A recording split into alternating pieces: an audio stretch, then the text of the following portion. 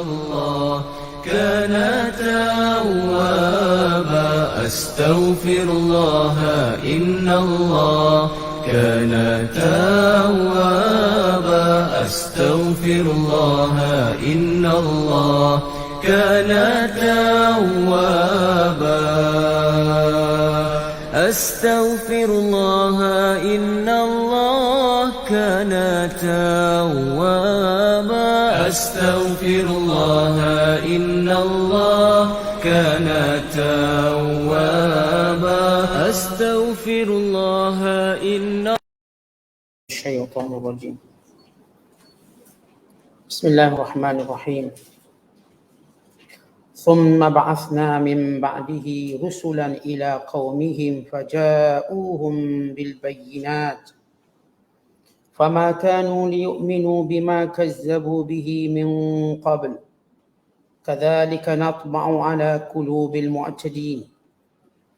ثم بعثنا من بعدهم موسى وهارون إلى فرعون وملئه بآياتنا فاستكبروا وكانوا قوما مجرمين. ولما جاءهم الحق من عندنا قالوا إن هذا لسحر مبين. قال موسى أتقولون للحق لما جاءكم السحر هذا ولا يفلح الساحرون. قالوا أجئتنا لتلفتنا عما وجدنا عليه آباءنا وتكون لكما الكبرياء في الأرض وما نحن لكما بمؤمنين. وقال فرعون ائتوني بكل ساحر عليم. فلما جاء السحرة قال لهم موسى ألقوا ما أنتم ملقون. فلما ألقوا قال موسى ما جئتم به السحر إن الله سيبطله إن الله لا يصلح عمل المفسدين ويحق الله الحق بكلماته ولو كره المجرمون. Sadaqallahul azim. Kemudian kami utuskan sesudah Nabi Nuh beberapa orang rasul kepada kaum masing-masing. Lalu rasul-rasul itu datang kepada kaum mereka dengan membawa keterangan-keterangan yang nyata. Dalam pada itu kaum mereka tetap juga tidak mahu beriman kepada apa yang mereka telah mendustakannya sebelum itu. Demikianlah kami meterikan atas hati orang-orang yang melampaui batas. Kemudian kami utuskan sesudah rasul-rasul itu Nabi Musa dan Nabi Harun kepada Fir'aun dan kaumnya dengan membawa ayat-ayat kami. Lalu mereka, yakni Fir'aun dan kaumnya, berlaku sombong, takbur, enggan menerimanya. Dan mereka adalah kaum yang biasa melakukan dosa. Oleh sebab itu ketika datang kepada mereka kebenaran dari sisi kami, berkatalah mereka, sesungguhnya ini ialah sihir dan nyata. Mendengar yang demikian, Nabi Musa bertanya, patutkah kamu berkata demikian terhadap sesuatu kebenaran ketika datangnya kepada kamu? Adakah bawaanku ini sihir? Sedang ahli-ahli sihir itu sudah tetap tidak akan berjaya. Mereka pula berkata, adakah engkau datang wahai Musa untuk memesongkan kami dari penyembahan berhala yang kami dapati datuk nenek kami melakukannya, dan untuk membolehkan kamu berdua membolok kekuasaan di bumi Mesir? Dan ketahuilah sebenarnya kami tidak akan beriman kepada kamu berdua. Dan berkatalah Fir'aun kepada orang-orangnya, bawalah kamu kepadaku segala ahli sihir yang mahir. Setelah datang ahli-ahli sihir itu, Nabi Musa berkata kepada mereka, campakkanlah kamu dahulu apa yang kamu hendak campakkan dari benda-benda yang kamu jadikan sihir itu. Setelah mereka campakkan benda-benda itu, Nabi Musa berkata, apa yang kamu datangkan itulah sihir. Sesungguhnya Allah akan mendedahkan kepalsuannya dengan mukjizat yang dikurniakannya kepadaku. Sesungguhnya Allah tidak akan menjayakan perbuatan orang-orang yang melakukan kerosakan. Dan Allah juga sentiasa menetapkan perkara yang benar dengan kalimah-kalimah perintahnya. Walaupun yang demikian dibenci oleh orang-orang yang melakukan dosa. Ayat yang kita bacakan pada malam ini bermula daripada ayat 74 sehinggalah ayat yang ke-82 dalam surah Yunus, surah yang ke-10 pada juzuk yang ke-11. Ayat-ayat yang kita bacakan ini menceritakan sejarah kenabian. Sejarah nabi-nabi yang terdahulu alaihimussalatu wassalam berserta dengan pengikut dan kaumnya. Kalangan yang menentang dan kalangan yang beriman. Serta kesudahan balasan kedua-duanya. Kalau sebelum ini kita menceritakan kisah Nabi Nuh AS. Bagaimana Nabi Nuh yang diutuskan dengan dakwah yang panjang. Yang menyaksikan tidak ada yang beriman melainkan segelintir kecil sahaja. Yang kebanyakan mereka itu menentang Nabi Allah Nuh AS. Maka Allah binasakan kaum Nabi Nuh yang mengingkarinya. Dan menyelamatkan orang-orang yang beriman di dunia. Dan mengurniakan balasan syurga di hari akhirat kelak. Maka Allah Ta'ala menceritakan lagi kisah-kisah Nabi-Nabi yang lain. Allah Ta'ala menerangkan selepas Nuh, Allah telah mengutuskan rasul-rasul yang banyak. Seperti Nabi Hud AS, Nabi Saleh, Nabi Ibrahim, Nabi Lut, Nabi Shu'aib alaihimussalatu wassalam dengan firman-Nya, "Thumma ba'athna min ba'dihi."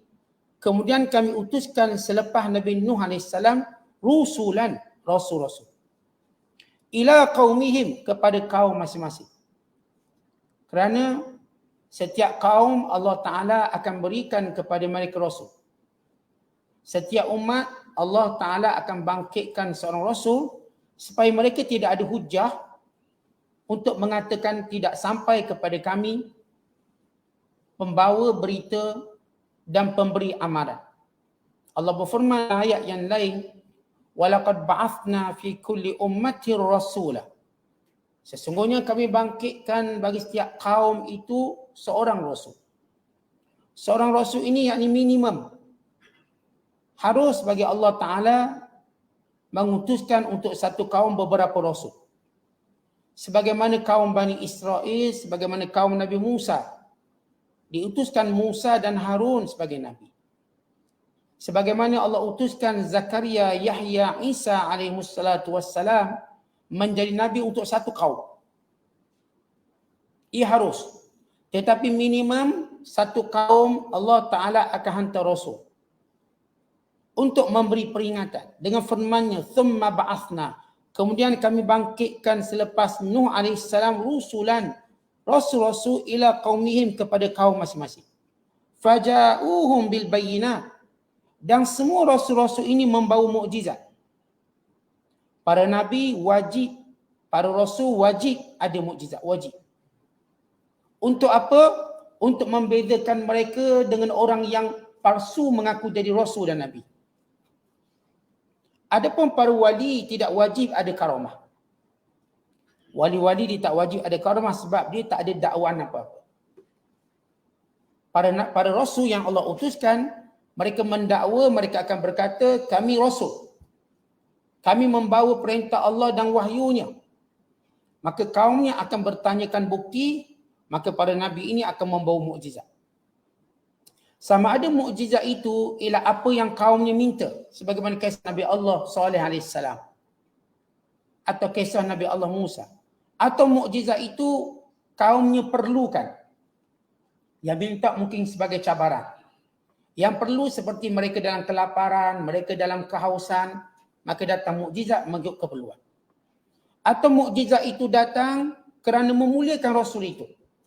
Bukan sebab mereka minta, Bukan sebab mereka perlu, tetapi Allah sengaja mendatangkan mukjizat ini bagi memuliakan rasul-rasulnya. Maka semua para rasul alaihi wassalatu wassalam wajib membawa mukjizat.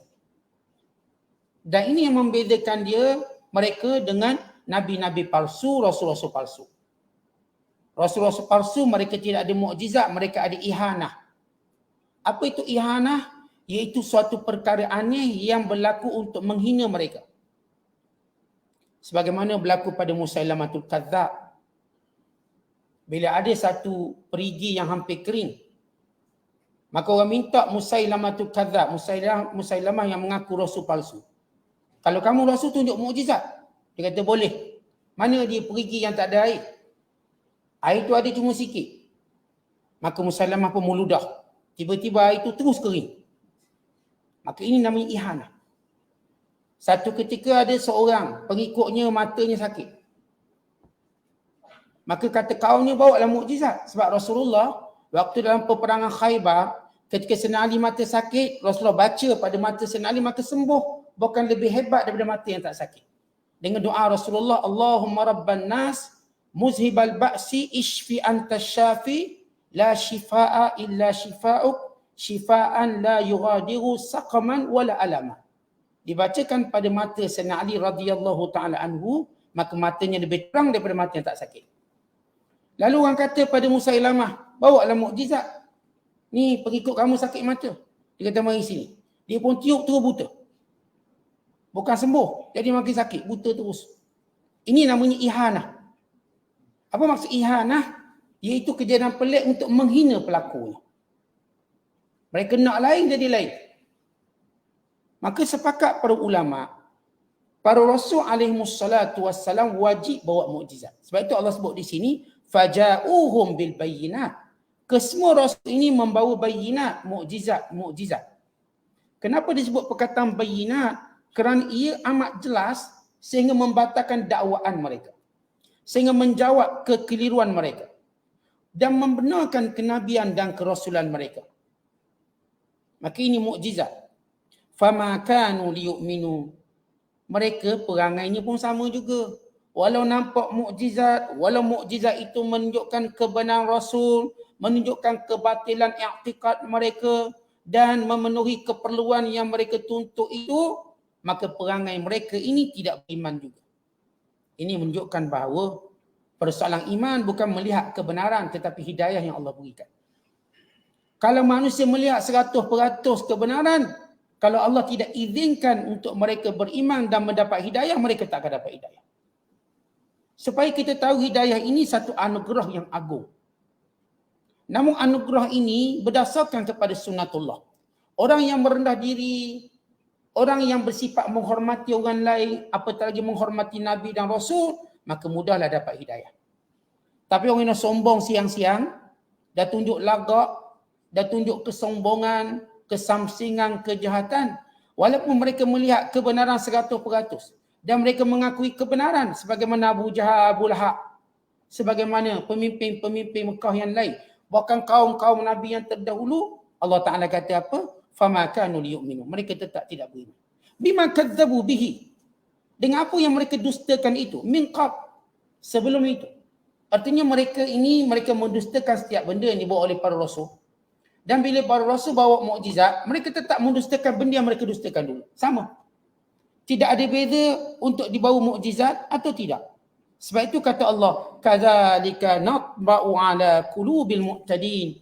Demikianlah kami menutup pintu hati orang-orang yang melampau. Kami tutup pintu hidayah disebabkan mereka melampau dalam mendustakan Nabi dan Rasul dan sombong dalam menolak kebenaran. Kan itu tuan-tuan sekalian, kita kalau nak dapat kemuliaan, asas yang perlu kita ada, yang pertama, jangan cepat membohongi orang lain. Sehingga kita menggunakan akal yang sihat untuk mendengar dia cakap betul atau salah. Jangan watak kita, asal dia yang cakap, kita kata bohong. Asal dia yang cakap, kita kata bohong. Ini ta'assub. Kita siapa pun yang cakap, kita tadah telinga dulu. Kita dengar dulu. Kita beri hak pada telinga dan hak pada akal. Nescaya kita akan diberi petunjuk ke arah kebenaran. Yang kedua, jangan sombong. Jangan sombong untuk menerima kebenaran tersebut. Jangan sombong dalam kita menolak sesuatu perkara. Kerana hari ini, kalau kita tolak satu perkara, barangkali kita perlukan suatu hari nanti. Kadang-kadang misal contohlah, orang offer kita satu hadiah beri. Kita bersama IC kita, orang tak makan macam ni. Hari ni kita sama, esok kita ke Bulu baru kita cari balik makanan. Tolaklah dengan baik. Atau terima dengan baik. Sombong ni tuan-tuan dengan ada pada semua perkara. Bukan kita cerita dalam hal akidah yang tertinggi. Hal muamalah kita dengan orang. Sebab tu kalau orang beri kita duit, ambil je. Ambil tak apa, orang bagi. Bukan kita nak bagi. Kita tolak, maka itu tanda kita sombong. Allahumma illa melainkan kita ada alasan tertentu. Orang bagi makanan, terima je. Tak payah sama-sama kita keturunan kita tak makan yang ini.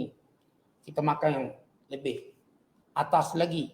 Last sekali nampak orang ni makan juga benda yang mereka anggap low class.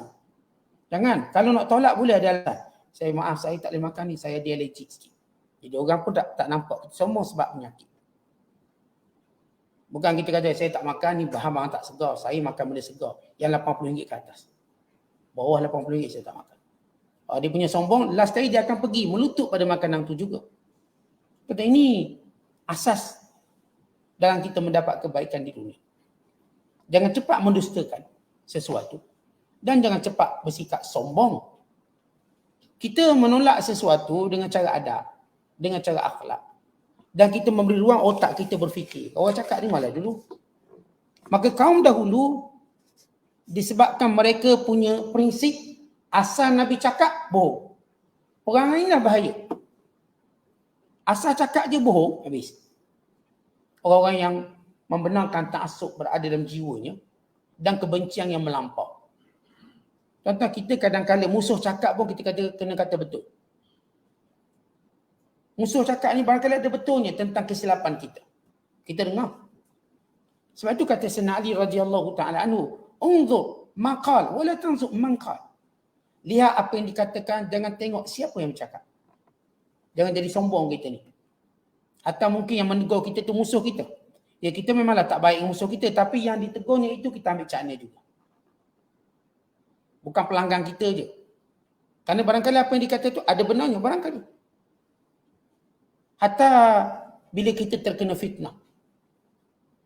Ya kita memang kata mulut dia udur fitnah kita. Itu satu sudut. Yang kedua kita juga kena melihat kesilapan kita kat mana kerana mendedahkan diri kita pada fitnah.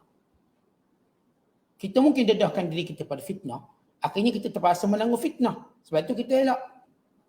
Satu hari Nabi SAW berjalan malam hari bersama Safiyah radhiyallahu ta'ala anha.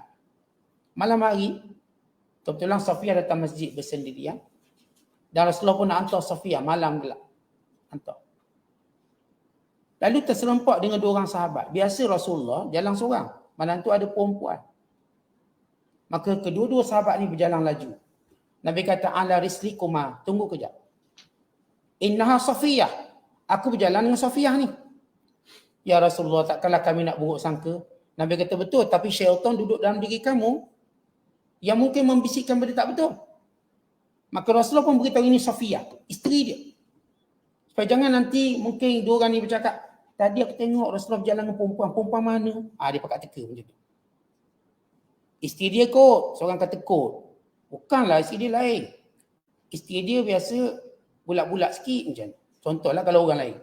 Ni ramping semacam. Dia tak tahu isteri orang tu dah daya. Maka timbul fitnah. Sebab itu tuan-tuan kita sendiri pun. Yelah orang fitnah. Kita dia berdosa lah. Tapi kita pun jangan membuka ruang fitnah. Dalam hidup. Jangan buka ruang fitnah. Kalau isteri kita dah daya, dah kurus, beritahu orang. Isteri saya dah kurus kan. Sebab apa takut dia ingat isteri yang dulu tu. Jadi dia dah confuse ni, bini mana pula ni. Padahal bini sama. Jadi ini benda-benda yang kita sebut ruang fitnah. Oleh sebab itu kita lihat bagaimana bila Allah Ta'ala menyebut punca mereka ditutup pintu hati mereka. Sebab kerja mereka nak dusta je. Tak nak percaya. Kalau mereka memberi ruang untuk mereka dengar Nabi ini bercakap. Sedangkan semua Nabi-Nabi ini dikenali akhlak yang baik.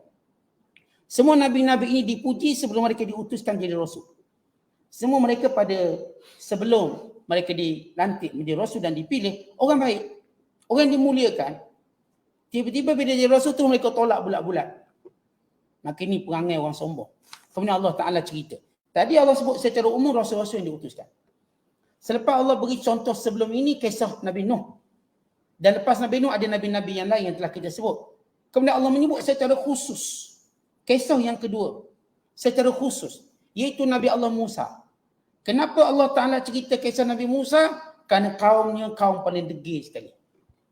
Sama ada kaum yang menentangnya yang terdiri pada golongan akbar, yang Kibti, kaum Fir'aun. Hatta kaum yang ikutnya tapi ikut separuh jalan, iaitu kalangan Bani Israel. Ni dua-dua degil. Yang ikut pun degil, yang lawan pun degil. Yang lawan degil cara dia, yang ikut Nabi Musa pun degil cara Nabi Musa. Degil dengan cara dia. Kedua-dua ini Allah cerita bagaimana mehnah ujian dakwah supaya Nabi sallallahu alaihi wasallam terhibur, Rasulullah tenang dalam menghadapi kaumnya dan memberi amaran kepada kaum musyrikin Mekah. Degil kamu, keras kepala kamu, tak bagi ruang untuk mendengar Rasulullah bercakap, tuduhan-tuduhan kamu akan menjadikan penyebab kamu jadi macam kaum-kaum terdahulu dibinasakan. Ditutup pintu hati sehingga kamu tidak akan beriman selama-lamanya. Untuk kamu mendapat azab yang abadi akhirat kelak. Allah Ta'ala sebut kisah Nabi Musa bersama dengan Fir'aun. Thumma ba'athna min ba'dihim. Kemudian Allah bangkitkan selepas mereka. Yang ini selepas Rasul-Rasul, selepas Nabi Nuh.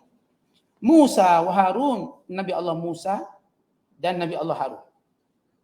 Ila Fir'aun wa mala'ihi, kepada Fir'aun dan pemimpin-pemimpinnya. Kenapa disebut malak? Kerana Fir'aun bersendirian tidak kuat untuk menolak kebenaran. Maka dia telah disokong oleh malak. Malak ni ada dua makna. Yang pertama ialah ashraful qaum, pemimpin-pemimpin kaum. Yang kedua ialah kaumnya sendiri. Sebab kalau kita baca sejarah, kaum Kibti semuanya menyokong Fir'aun. Semua menyokong Fir'aun. Cuma hanya beberapa orang yang beriman. Seperti Asia yang beriman pada Nabi Musa. Seperti salah seorang menteri kabinet Fir'aun yang kita nanti akan ceritakan. Siapa dia? Yang juga telah beriman dengan Nabi Musa. Lain pada itu kufur. Fir'aun hampir nak beriman. Tetapi pemimpin-pemimpin yang menghasut Fir'aun, nanti Musa rampas kuasa, kamu duduk bawah balik. Menakut-nakutkan Fir'aun. Sebab orang berkuasa pantang orang usik kuasa dia. Bila orang usik kuasa dia, maka dia mulakan tindakan keras. Orang dah terbiasa pegang kuasa. Bukan senang nak turun. Orang pegang kuasa ni tuan-tuan, dia lebih teruk daripada pelepah pisang. Pelepah pisang dia tak akan gugup. Tuan-tuan kena soyak dia, kena tarik dia. Dia tua macam mana pun dia tak akan gugup. Itu pelepah pisang. Tuan-tuan kena takir, kena potong dia. Orang dia kuasa teruk daripada daun pisang. Dia tak akan gugup. Dia tak mau gugup, dia akan gugurkan orang lain. Dia akan bunuh orang lain. Maka ini perangai orang dia kuasa. Maka Fir'aun bila diugut oleh kaumnya, pemimpin, nanti Musa ni nak rampas kuasa.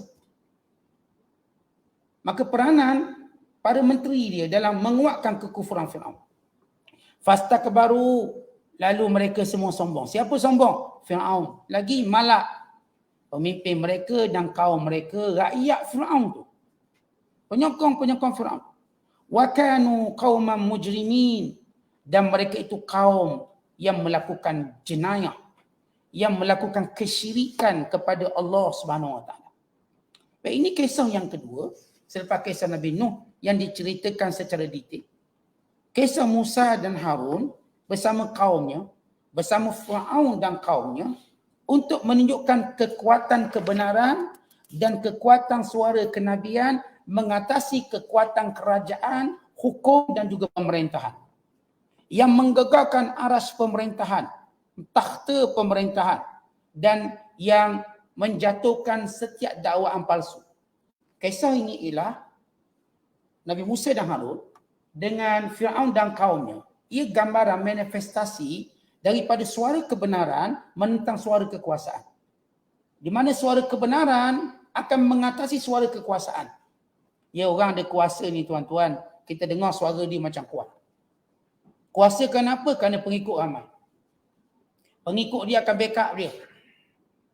Lagi kuasa sebab dia yang pegang hukum dan undang-undang. Namun, suara kekuasaan tidak akan bertahan lama. Dalam berhadapan dengan suara kebenaran dan suara kenabian, kerasulan. Atau kita juga sebut suara wahyu. Al-Quran yang kekal sampai hari kiamat. Dan suara kebenaran. Kedua-dua ini akan mengalahkan suara kebatilan. Walau sekuat mana pun dia. Walau selama mana dia bertakhta. Walau sebesar mana pun kekuasaannya. Akhirnya akan luntur, akan jatuh. Ini sunnatullah. Dan Allah tunjuk daripada kisah Nabi Allah Musa dan Harun bersama Firaun dan pemimpinnya. Kata Allah, "Falamma ja'ahumul haq." Bila datang kepada Firaun, datang kepada pemimpin, datang kepada rakyat-rakyat Firaun akan kebenaran min indina daripada Allah. Qalu, mereka berkata, "Inna hadza, sesungguhnya ini la sihrun mubin, adalah sihir yang nyata." Mereka kata kepada Nabi Musa ahli sihir. Mereka berkata kepada ajaran yang dibawa oleh Nabi Musa itu sihir. Bila mereka berkata sihir, sedangkan mereka ada kuasa. Sedangkan mereka mengetahui beza sihir dengan kebenaran. Beza sihir dengan mukjizat. Mereka tahu. Mereka tahu sihir ini, dia ada tempat dia ada ahlinya dan dia dipelajari dan dia ditandingi. Sihir itu satu bentuk khayalan. Ia bukan bersifat hakikat. Dan sihir itu tak ke mana pun. Sebab tu tuan-tuan, dalam sejarah dunia, belum pernah ahli sihir memerintah. Sebab sihir itu tak kuat. Yang memerintah tetap raja-raja. Ya mungkin disokong ahli sihir. Tapi kalau kita baca sejarah, tidak ada pemerintah ahli sihir. Tuan-tuan tengok filem ada. Itu filem. Itu pun akhirnya kalah juga. Realiti dunia, ahli sihir tak boleh pegang kuasa. Dan ahli sihir juga tak boleh jadi kaya. Dia tunjuk tukar duit sekian-sekian. Dia tak boleh jadi orang kaya sekian. Yang kaya yang bisnes kereta tu. Yang kaya yang bisnes burger tu kaya. Yang ahli sihir dia tukar kertas jadi duit. Suruh tukar banyak-banyak. Tak boleh dia. Sebab dia cuma pertunjukan. Dia cuma khifatul yad. Gerakan tangan yang laju. Dia cuma sya'wadah. Punya bentuk silap mata. Dia cuma permainan jin untuk menyombongkan diri dia. Realitinya tak ada ahli sihir dia boleh gulung-gulung kertas jadi duit banyak-banyak sampai dia jadi bilioner. Tuan-tuan carilah ahli sihir bilioner. Tak ada. Ahli sihir yang jadi raja? Tak ada. Jadi YB pun tak ada. Kerana bersihir, dia tidak kuat. So ada ni sihir, Bali ni kuat tu kuat. Tuan-tuan kalau kita cerita kuat tu kan Allah izinkan dia berlaku. Dia tak kuat. Tok Bomo tu pun kecil manis, mati. Tok Bomo tu pun gaut darah tinggi, mati. Tak gagah pun Tok Bomo tu. Tapi bila ia berlaku tanpa izin Allah, dia tidak akan memberi mudarat apa-apa tanpa izin Allah. Sebab tu kita kata kalau ahli sihir itu kuat, dia bertandinglah tinju. Kalah juga. Gusti, kalah juga.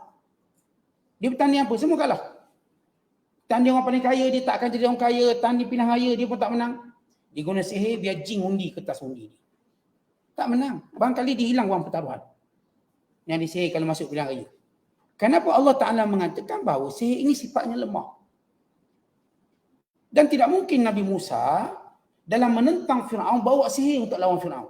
Sedangkan ahli sihir semuanya duduk bawah Firaun, dengar arahan Firaun. Sebab ahli sihir tahu keterbatasan ilmu dia. Dia tidak mungkin lawan kerajaan Firaun yang besar. Ini Musa lawan Firaun yang besar. Tidak mungkin Musa bawa sihir untuk lawan Firaun yang besar. Sebab ahli sihir semuanya anak-anak, kita katakan orang-orang bawahan kuli suruhan Firaun. Ini Musa ni spesies ataupun kita katakan jenis lain. Sebab tu Musa kata apa? Qala Musa, Musa berkata, "Ataquluna lil haq?" Apakah kamu mengatakan kebenaran yang aku bawa ini? Lamma ja'akum, bila mana datang kepada kamu. Asirun hadha? Sihir ke ini? Wala yuflu sahirun. Sedangkan sihir, ahli sihir tidak pernah mencatat kejayaan. Macam saya sebut tadi. Ahli sihir tak pernah jadi raja. Tak pernah jadi bilioner. Ahli sihir tak pernah jadi orang berkuasa. Tidak pernah. Sehebat mana pun ahli sihir, dia tahu keterbatasannya. Kita tengok ahli sihir zaman dulu sampai zaman sekarang. Ini dulu zaman-zaman saya kecil dulu. Ni David Copperfield. Kalau tuan-tuan masih ingat lama. Tahun 88. Heboh dia 88, 89 heboh. Last kali kena tangkap, kena penjara. Tak lepas-lepas sampai hari ni. 25 kes dia yang. Tu Ali Sihir, ditunjuk dia boleh lepas daripada penjara paling ketat di dunia. Dia boleh tembus tembok Cina, boleh angkat kapal di Bermuda, bla bla, banyak. Last kali semua penjara tak boleh buat apa, tunggu, mengikut. Tak boleh keluar-keluar. Kerana Ali Sihir ini dia tak akan berjaya. Dia waktu tunjuk tu nampaklah berjaya, realiti tak berjaya. Kalau mana Ali Sihir mati dengan pertunjukan. Buat pertunjukan pelik-pelik mati. Tak berjaya. Bukan manusia tidak pernah pandang mulia Ali Sihir ini, melainkan dengan pandangan serong. Kalau lah orang tahu ni Ali Sihir, orang tak kawan dengan dia. Maka Allah Ta'ala sebut, melalui kata Nabi Musa, wala yuflihus sahirun, sihir, ahli sihir tak akan berjaya. Dan kamu tengok aku berjaya. Ahli sihir tak akan menang lawan dengan pemerintah. Yang menang lawan pemerintah ialah kebenaran. Seringkali kita melihat konflik antara pemerintah dengan kebenaran. Bila pemerintah nak jadi diktator, mereka tolak kebenaran. Bila pemerintah dia nak hukum dengan hukum yang adil, mereka terima kebenaran. Maka konfliknya berlaku sepanjang zaman. Akhirnya kita lihat bila rakyat guling kuasa-kuasa yang diktator untuk menegakkan suara kebenaran, untuk menegakkan suara keadilan. Apatah lagi suara ketuhanan. Sebenar-benar suara-suara ketuhanan, suara wahyu. Yang Allah Ta'ala janjikan suara ini akan ditegakkan suatu hari nanti. Wal aqibatu lil muttaqin, kesudahan bagi orang yang bertakwa. Kata Allah, qalu ajitana Fir'aun, dan pemimpin berkata, ajitana hey Musa, apakah kamu membawa sesuatu lital fitana amma wajadna, untuk memalingkan kami, mengubah kami, amma wajadna, apa yang telah kami warisi alaihi, yang kami telah warisinya, aba'ana, daripada ayah-ayah kami, nenek moyang kami, wa takuna lakumal kibriya, atau kamu wahai Musa, kamu harus datang ni nak rampas kuasa. Wa takuna lakumal kibriya, kamu nak biar kuasa ini milik kamu, fil ard, atas muka bumi ini. Wa ma nahnu lakuma bimu'minin, kami sekali-kali tak beriman. Kebimbangan Firaun. Kebimbangan pemimpin Firaun. Kenapa tak nak beriman? Yang pertama mereka kata, kenapa bawa sesuatu yang berlainan dengan datuk nenek kami? Tuan-tuan, bila seorang lemah untuk menerima kebenaran, dia kata nenek moyang kami macam ni, kenapa pula nak ubah ni? Tuan-tuan, semenjak bila apa yang kita warisi daripada nenek moyang kita tak diubah? Saya dah contohkan dulu. Nenek moyang kita pakai telefon pusing-pusing. Hari ni kenapa kita pakai telefon Android? Kenapa ubah? Nenek moyang kita pakai lesung batu. Hari ni kenapa kita pakai mixer, pakai blender, pakai thermomix? Kenapa? Nenek moyang kita, tuan-tuan sekalian, dia guna alat tu, alat ni. Hari ni kita guna alat lain. Kenapa tak kekalkan nenek moyang kita? Kata kita sebab ustaz itu dah tak up to date.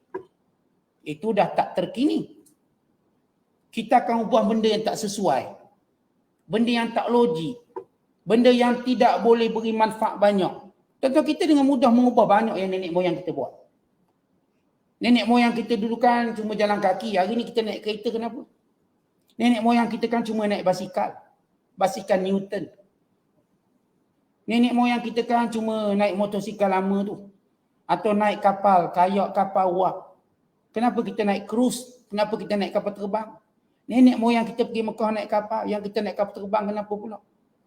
Nenek moyang naik. Tuan-tuan nak cerita nenek moyang. Banyak dah kita tolak.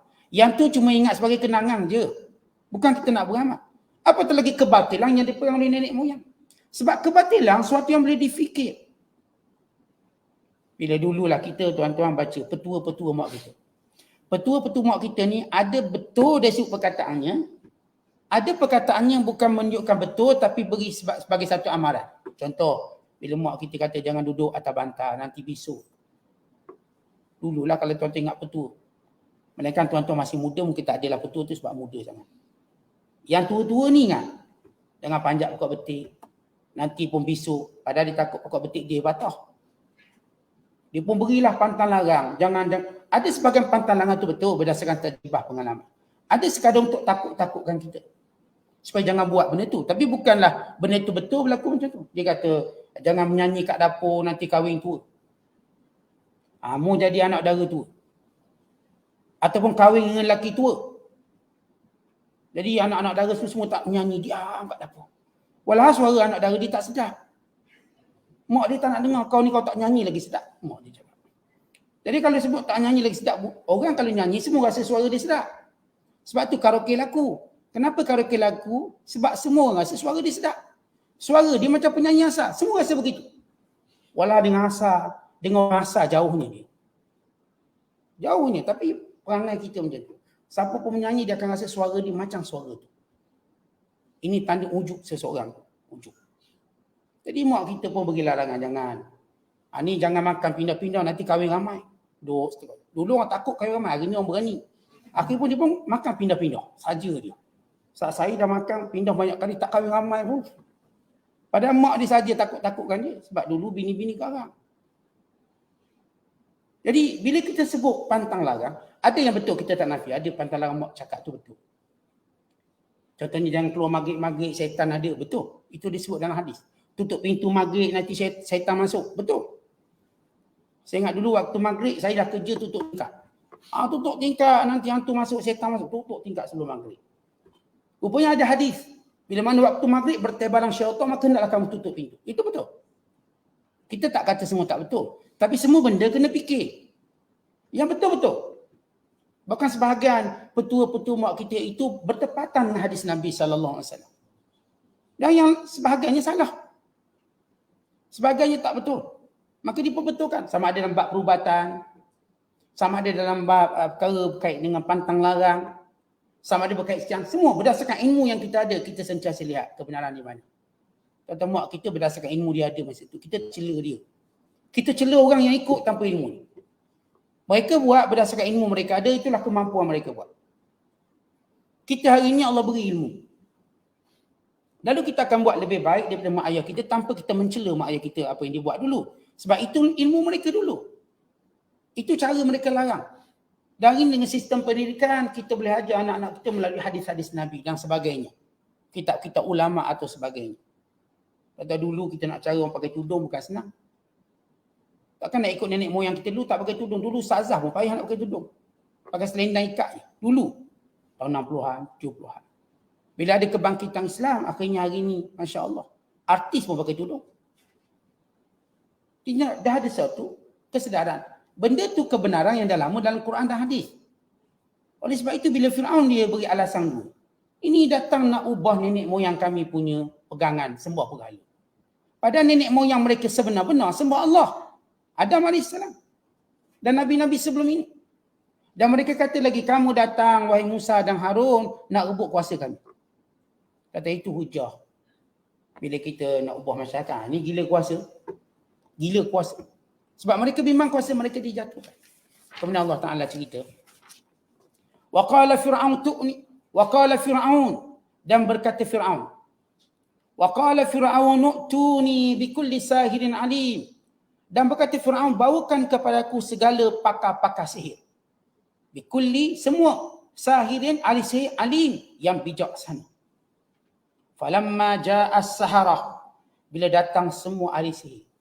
Qala lahum Musa, lalu berlaku pertandingan antara Musa dengan ahli sihir. Musa nak buktikan alaihissalam apa yang dibawanya bukan sihir. Dan Musa dalam masa yang sama juga nak suruh rakyat semua tengok bahawa ini beza sihir dengan mukjizat. Bermula daripada karakter yang menunjukkannya sehingga pada benda yang ditunjukkan. Maka pada waktu duha, pada hari perayaan Fir'aun kumpulkan seluruh rakyat jelata dan seluruh ahli sihir yang bijaksana untuk menundukkan Musa.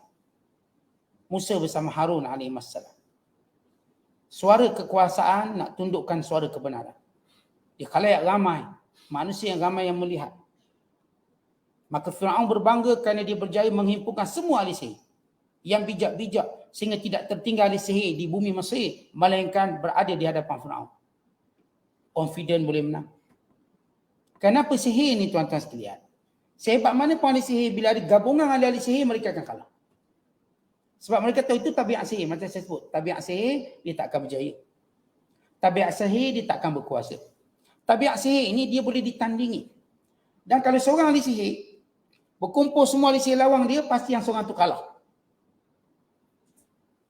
Maka Fir'aun punya confident sebab dihimpun semua ahli sihir. yang bijak pandai, yang memang terkenal di tempat-tempat mereka, maka kalau benar Musa ahli sihir, dia boleh dikalahkan. Sebab dia seorang. Tanpa menyedari bahawa Musa membawa mukjizat. Musa dah kata ini bukan sihir. Falamma ja'as saharah, bila datang ahli sihir itu. Qala Musa, maka Musa alaihissalam berkata kepada ahli sihir tersebut, Alqu ma antum mulkun, campakkan apa yang kamu nak campakkan. Sifat ahli sihir dia akan campakkan. Okay, kamu ada tongkat, kamu ada tali, campak. Falamma alqaw, apabila ahli sihir telah melontar apa yang ada di tangan mereka. Mereka mencampakkan tali, mencampakkan tongkat. Qala Musa ma jiktum bihi sihr. Yang pertama Musa kata, wahai sekalian rakyat jelata, inilah sihir. Nak tahu sihir? Inilah sihir. Sengaja Musa suruh ahli sihir campak dulu. Kan nak beritahu kepada orang ramai, ini sihir. Biar orang nampak. Inilah bentuk sihir dan inilah ahli-ahli sihirnya. Yang mengampu dengan pemerintah. Sedangkan aku tak mengampu dengan pemerintah. Mereka dari awal kata kalau kami menang, kami dapat pangkat tak? Kami dapat duit tak? Lihat sihir. Sedangkan Musa AS bawa benda yang tak minta upah. Tak minta pangkat. Cuma minta semua tunduk pada kebenaran. Tunduk kepada Tuhan yang menciptakan. Itu beza yang jauh. Ahli sihir minta upah. Musa tak minta upah. In ajriya illa ala Allah. Yang beri balasan aku Allah. Dan sihir ini dia boleh bergabung sebab masing-masing nak cari kedudukan. Lihat Musa seorang diri bawa kebenaran. Kata Allah, Inna Allah sayubtiluh. Allah akan menghancurkannya, membatalkan. Inna Allah la yuslihu amal al-mufsidin. Allah Ta'ala tidak sekali-kali akan mengelokkan, akan menguatkan segala amalan-amalan orang-orang yang melakukan kerosakan. Siapa pun tuan-tuan yang buat kerosakan, benda itu takkan tetap. Benda itu takkan bertahan. Siapa yang bawa budaya-budaya yang merosakkan, budaya itu akan terhenti. Kita tengoklah black metal habis. Yang budaya-budaya buruk-buruk ini, Allah takkan tetapkan. Dia akan hilang. Budaya-budaya khurafat akan hilang satu persatu. Kebenaran akan mengatasinya. Cepat atau lambat. Sebab itu kata Allah, Inna Allah la yuslihu amal mufsidin. Allah tidak akan menguatkan semua perbuatan yang merosakkan. Allah tidak akan menetapkan semua perbuatan yang merosakkan. Dan termasuk perbuatan yang merosakkan itu sihir. Wa yuhiqqullahu al-haq. Allah akan mengukuhkan kebenaran. Bi kalimatihi, dengan sunnahnya, dengan perintahnya, dengan ketentuannya. Walau karihal mujrimun, walau dibenci oleh orang-orang yang mensyirikkan Allah. Maka kisah pertentangan, kalau kita lihat kisah Nabi Musa ini telah kita baca sebelum ini dalam suratul A'raf. Dan kisah ini juga nanti akan kita baca lagi dalam surah Taha dan surah Syu'ara. Bagaimana pertentangan antara Musa dengan Fir'aun yang berkesudahan berlawan dengan ahli sihir. Dan anehnya ahli-ahli sihir ini akhirnya semua beriman kepada Musa dan Harun. Semuanya sujud. Dan ini membongkarkan lagi pembohongan Fir'aun dengan berkata, wahai Musa, kamu bawa sihir. Kamu ahli sihir. Tiba-tiba ahli sihir yang beriman pada Musa. Bukan ahli sihir yang pakar-pakar sihir berkata, ini sihir, bukan sihir. Ini yang Musa bawa, ini bukan sihir. Ini kebenaran. Sebab itu ahli sihir terus sujud kepada Allah. Mereka tahu mereka tidak boleh mengalahkan kebenaran. Kita bayangkan kalau kita lah pakarnya mengakui, maka kita nak kata apa lagi? Fir'aun bukan pakar sihir. Dia tak pandai sihir. Dan ahli sihir yang dipercayainya, pakar dalam bidang sihir, mengakui Musa tidak bawa sihir. Bukan kebenaran. Kerana itulah mereka ini sujud kepada Allah. Dan tidak takut dengan ancaman Fir'aun untuk membunuh mereka semua. Akhirnya semua ahli sihir yang beriman ini dibunuh tanpa mereka takut sedikit pun. Kerana mereka beriman dengan kebenaran yang dibawa oleh Musa AS. Baik, ini ialah pertentangan yang akan berlaku sepanjang zaman. Sebagai peringatan, ingatan pada Rasulullah bahawa kebenaran, kebatilan akan mubarazah, berlawanan. Mukjizat dan sihir akan berlawanan. Ayat-ayat Allah akan berlawanan dengan ayat-ayat syaitan. Yang akan berkesudahan dengan kemenangan ayat-ayat Allah. Dan semua yang melakukan kerosakan tidak akan berjaya dan tidak akan kekal, tidak akan bertahan lama. Maka Allah Ta'ala bawa kisah Nabi Musa. Sebahagian kisah Nabi Musa, sebelum kita panjangkan lagi pada ayat yang berikutnya nanti. Sebagai satu gambaran kepada musyrikin Mekah. sehebat mana pun Fir'aun. Kamu tidak sehebat Fir'aun. Setakat merintah Mekah. Fir'aun payahnya luas. Dia akhirnya tunduk pada kebenaran. Akhirnya kalah. Baik kamu, kaum musyrikin Mekah. Kekuatan apa yang kamu ada? Harta apa yang kamu ada? Untuk lawan kebenaran yang jauh lebih hebat daripada kebenaran yang dibawa oleh Musa. Ialah Rasul penyudah dan Rasul akhir zaman. Mukjizat yang lebih banyak daripada mukjizat Nabi Musa. Kalau kita sebelum ini menjelaskan tentang 9 mukjizat Nabi Allah Musa, ketika mana berhadapan dengan Fir'aun, kemarau yang panjang, kematian yang berlaku di kalangan Bani Israel, kekurangan harta, buah-buahan yang rosak dengan penyakit yang datang, taufan, serangan belalang, serangan kutu, serangan katak dan darah. 9 ayat mukjizat. Dan apa yang Allah beri pada Nabi SAW lagi banyak, bukan 9. Bahkan beratus mukjizat Rasulullah. Macam mana kamu nak berhadapan dengan Rasulullah? Ni Fir'aun sekuat-kuat Fir'aun kalah dengan Musa. Apakah kamu musyrikin Mekah lebih kuat daripada Fir'aun? Apakah umat hari ini lebih gagah daripada Fir'aun dan juga pengikut-pengikut Fir'aun yang tumpas dengan kebenaran yang dibawa oleh Musa, apatah lagi syariat penyudah yakni Islam yang dibawa oleh Nabi SAW yang sempurna. Ke orang-orang yang membawa kebatilan, yang membawa kesyirikan, yang membawa ajaran yang berlawanan dengan Islam, mereka tidak akan kukuh. Mereka tidak akan kuat. Pasti Islam akan mengatasi mereka, kebenaran akan mengatasi mereka. Maka ini hiburan pada Nabi SAW dan hiburan kepada umat Islam. Ini ancaman dan amaran kepada setiap orang yang kufur dan menentang Islam. Yang tentang Islam, jangan anggap suara kamu kuat sangat walaupun kamu ada kuasa hari ini. Walaupun kamu merintah dunia hari ini. Kerana kamu bukan orang pertama yang merasakan berkuasa. Dahulu Fir'aun, dahulu Namrus, semuanya hancur, semuanya lupus, semuanya ditelan zaman. Maka kebenaran itu terselah. Cerita-cerita mereka membuktikan bagaimana kemenangan yang datang daripada Allah akan menamatkan segala kebatilan. Wallahu a'lam, wallahu a'lam bissawab. Assalamualaikum warahmatullahi wabarakatuh.